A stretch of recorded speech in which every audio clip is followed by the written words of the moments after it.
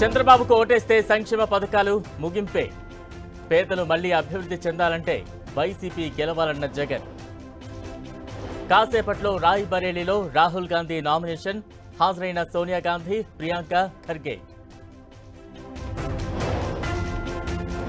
గ్యారంటీల అమలుపై కాంగ్రెస్ నేతల అబద్ధాలు.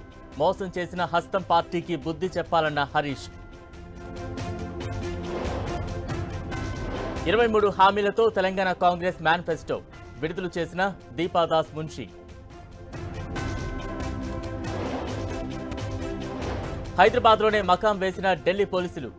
ఫేక్ వీడియో క్రియేటర్స్ ని అరెస్టు చేసే ఎత్తుగడ.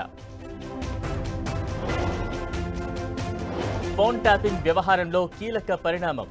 హైకోర్టును ఆశ్రయించిన బీఆర్ఎస్.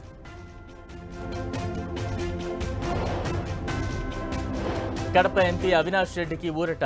ముందస్తు బెయిల్ రద్దు చేయలేమన్న తెలంగాణ హైకోర్టు. ఓటుకు నోటు కేసు విచారణ జులైకి వాయిదా. రేవంత్ రెడ్డి ప్రభుత్వం ప్రతివాదులకు సుప్రీం నోటీసులు. రెండో రోజు కొనసాగుతున్న పెన్షన్దారుల కష్టాలు. బ్యాంకుల వద్ద బారులు తీరిన లబ్ధిదారులు. నిబంధనలకు విరుద్ధంగా భారీగా నగదు తరలింపు. శామీర్పేటలో 50 లక్షలు సీజ్. తెలుగు రాష్ట్రాల్లో 46 డిగ్రీలు దాటిన ఉష్ణోగ్రతలు. ఉక్కపోతతో జనం ఉక్కిరిబిక్కిరి. కిమ్ జోన్కు అమ్మాయిలతో ప్లెజల్ స్క్వాడ్.